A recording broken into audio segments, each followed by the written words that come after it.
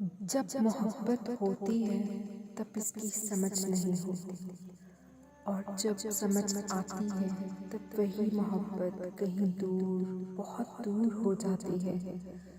اور وقت کے ساتھ ساتھ ویسے ہی ہم خود سے دور، زمانے سے دور، کہیں خالی پن میں ڈوبتے جاتے ہیں۔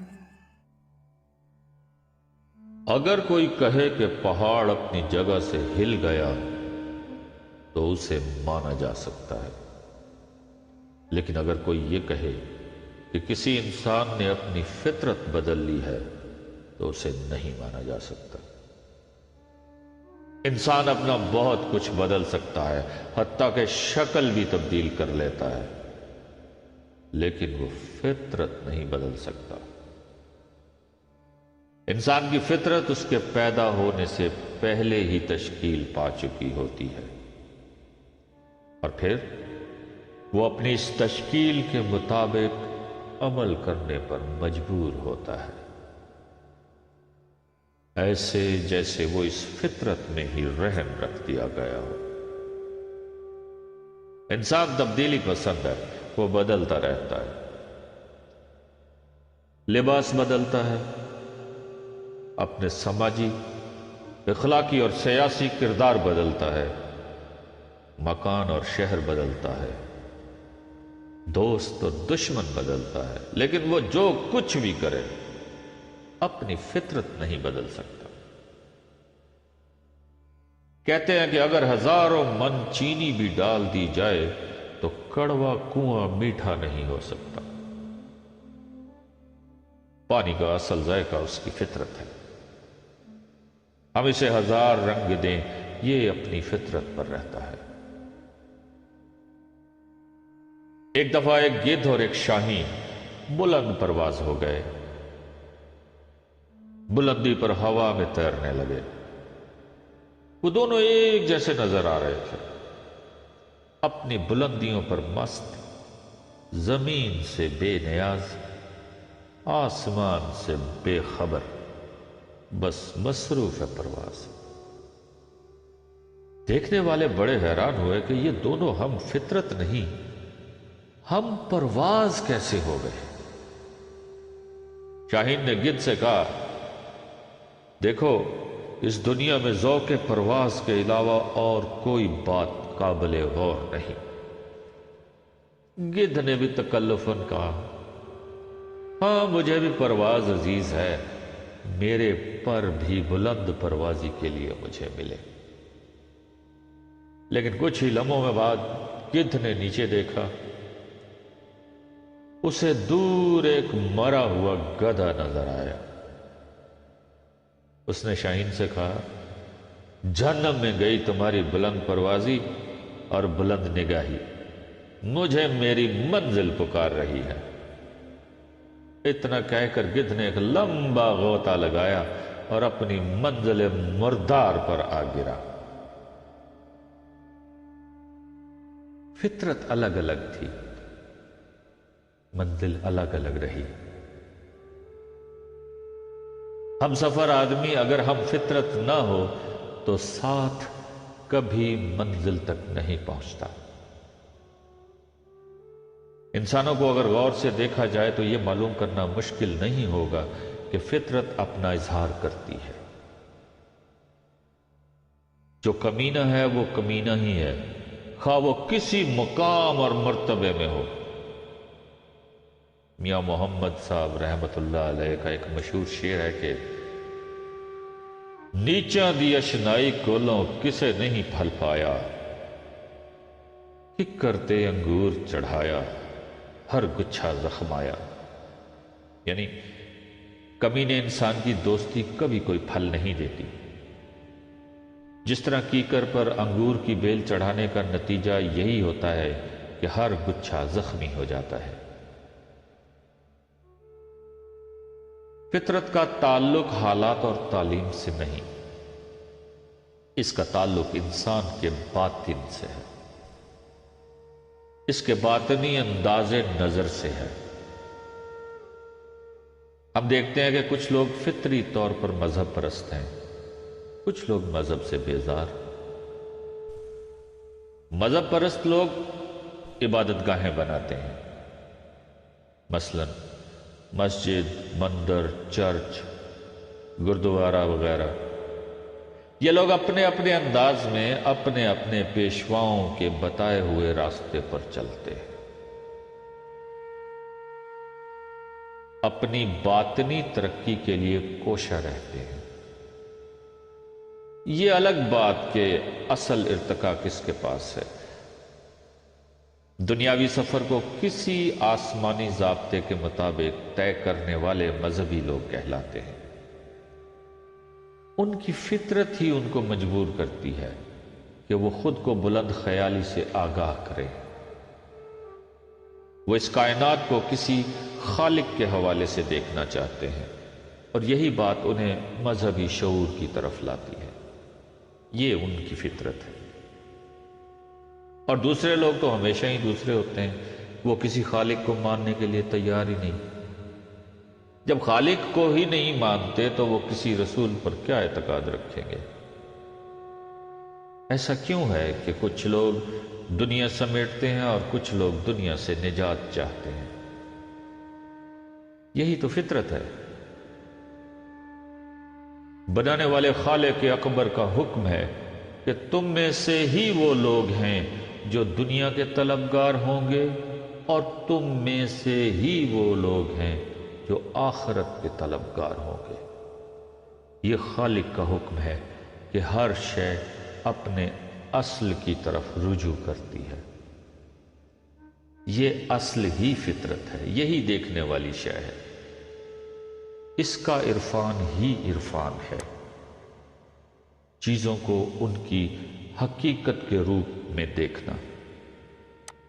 حضور صلی اللہ علیہ وآلہ وسلم اکثر دعا فرمایا کرتے تھے کہ اے اللہ، مجھے چیزوں کو ان کی اصلی فطرت میں دیکھنے کا شعور عطا فرما۔ اگر فطرت سے آشنائی ہو جائے تو دنیا میں کوئی کسی کا گلہ نہ کرے۔ آج کا انسان چہرے بدلتا رہتا ہے، وہ اپنے اصل جوہر کے برعکس زندگی بسر کرنے کی صحیح کرتا ہے، لیکن اس کی فطرت اس پر غالب آ کے رہتی ہے۔ ہمارے پیشے، ہمارے مرتبے، ہمارے مال، ہمارے اثاثے ہماری فطرت نہیں بدل سکتے۔ کمینہ کمینہ ہی ہوگا، خواہ وہ کہیں بھی فائز ہو۔ سخی سخی ہوگا، خواہ وہ غریب ہو۔ ابتدائی زمانوں میں پیشے مزاج کے مطابق بنائے گئے تھے۔ معلم فطرتاً معلم ہوتے تھے، ان کی تصانیف معلم تھی، ان کی مجلس معلم تھی، ان کا ہر انداز معلمانہ تھا۔ لوگ دور دور سے ان کے پاس آتے اور علم کی پیاس بجھاتے۔ امتحانوں اور ڈگریوں کے کاروبار نہیں تھے، صحیح لوگ تھے، صحیح کام کیا کرتے تھے۔ اب لوگ پیشے کے اساتذہ ہیں، ان کا وہ انداز ہو ہی نہیں سکتا۔ انہیں اپنے گریڈوں کی فکر ہے، وہ طالب علموں کو اپنے سامنے بدعادات میں غرق ہوتے دیکھ کر بےتاب نہیں ہوتے۔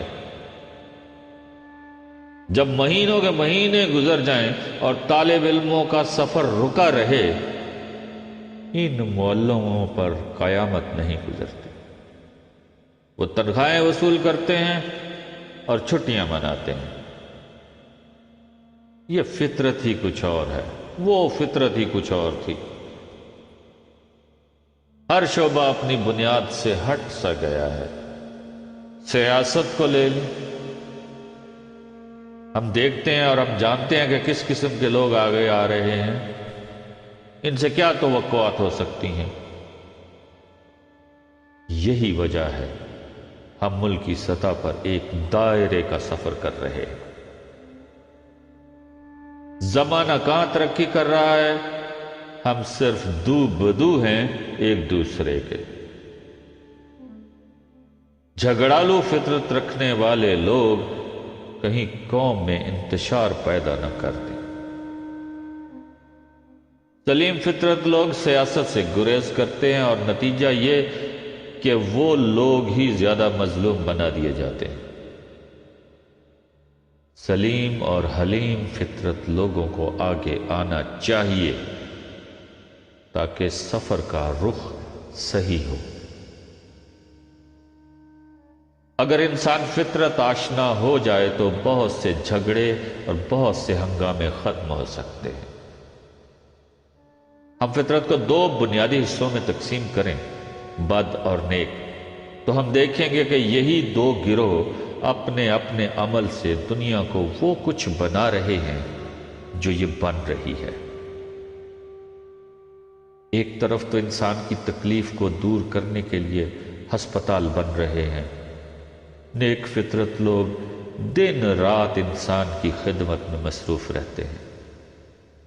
السلام علیکم۔ دکھی انسان کی خدمت ہوتی ہے ان ہسپتالوں میں۔ ناظرین، آج ہم بات کریں گے ڈیجیٹل انسان کا خیال تک زخمی ہو جائے تو اس کے لیے بھی خدمت کے لیے تیار ادارے اور لوگ موجود ہیں۔ چل رہی ہے اور سوشل دنیا کو امن کا گہوارہ بنانے والے لوگ مصروف خدمت ہیں، اور ان کے مقابلے میں بد فطرت لوگ کیا کر رہے ہیں؟ تباہی، بربادی، جنگ، پریشانی اور بے چینی پھیلانے والے انسان ہی تو ہیں۔ اسی طرح حیا والے برائی دیکھنے سے بھی گریز کرتے ہیں، اور بے حیا تو بس ہے ہی بے حیا، اس کا کیا؟ اخبارات بھرے پڑے ہیں، سوشل میڈیا بھرا پڑا ہے، الیکٹرانک میڈیا بھرا پڑا ہے بدعمال لوگوں کے ظلم سے،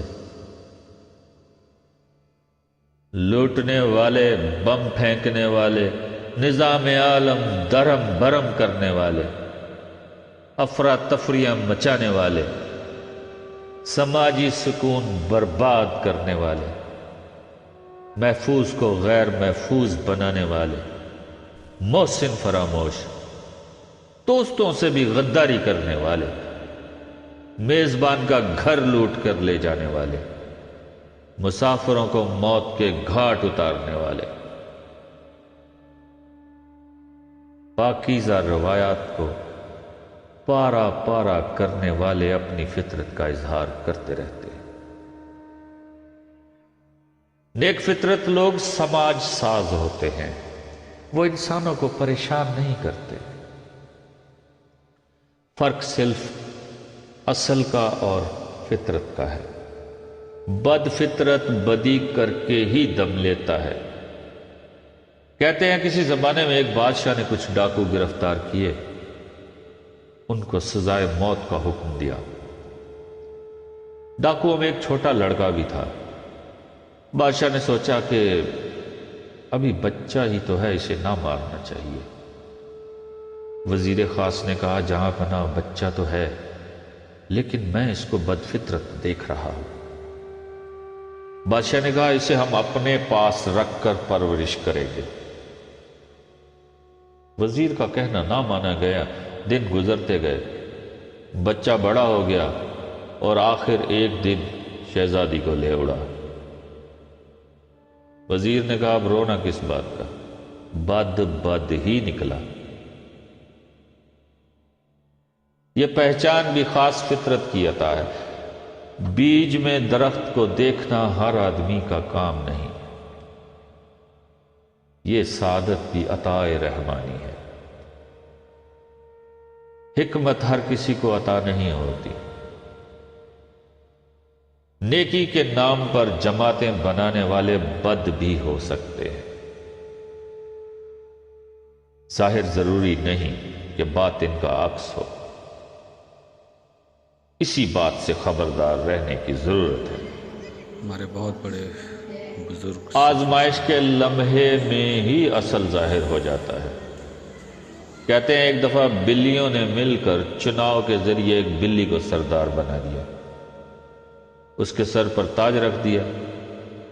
سردار بلی تاج پہن کر پہلی تقریر کرنے لگی۔ وہ تقریر کی تیاری کر کے آئی تھی۔ بس اس نے تقریر کے لیے ابھی لب کھولے ہی تھے کہ اس کو ایک چوہا نظر آ گیا۔ اس نے تاج پھینک دیا اور کہا، جہنم میں گئے تمہارے تاج، تمہارے انتخابات، چوہا ہی اصل بات ہے۔ اس کی فطرت غالب آ گئی اور جلسہ منتشر ہو گیا۔ آپ کو اچھی طرح پتا ہے میں کس کی بات کر رہا ہوں۔ ہمیں فطرت شناس ہونا چاہیے۔ کبھی کبھی بلند فطرت پست حالات سے گزرے تو بھی ان کا مزاج پست نہیں ہوتا۔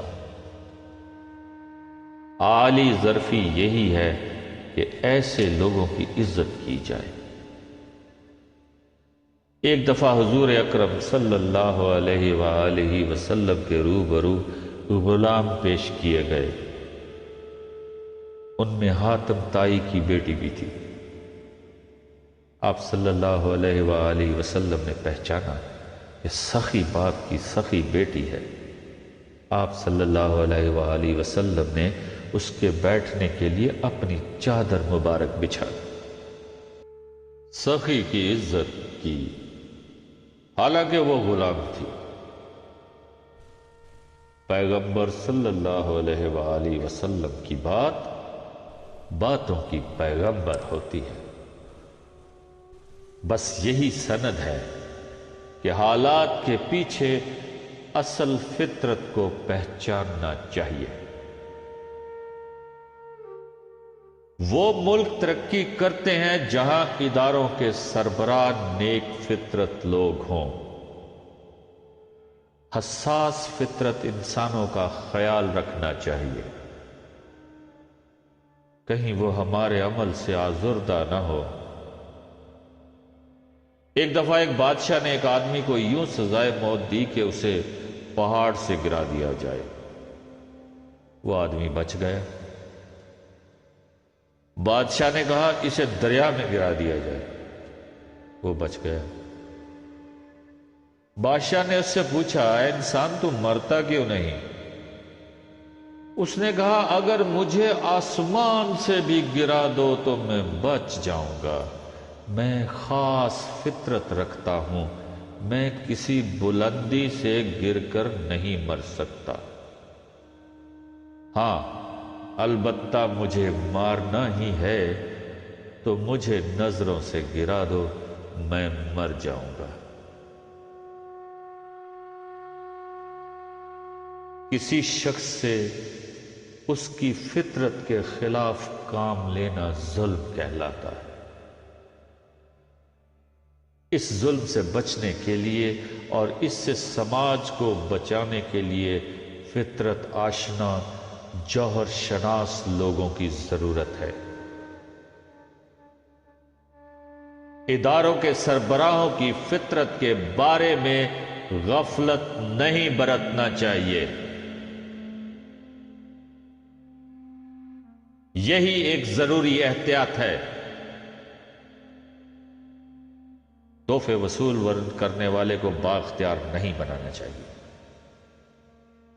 نیچ نوازی بند کر دی جائے تو سفر کی سمت کا تعین آسان اور یقینی ہو جائے۔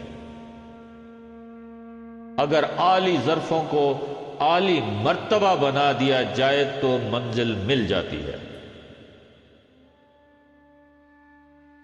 برسوں اکٹھا رہنے کے باوجود رشتوں کے اشتراک کا سفر ختم ہو جاتا ہے، اس لیے کہ جب فطرت غالب آتی ہے تو یہ حقیقت آشکار ہوتی ہے کہ ہم جسے ایسا سمجھتے تھے وہ ویسا نکلا۔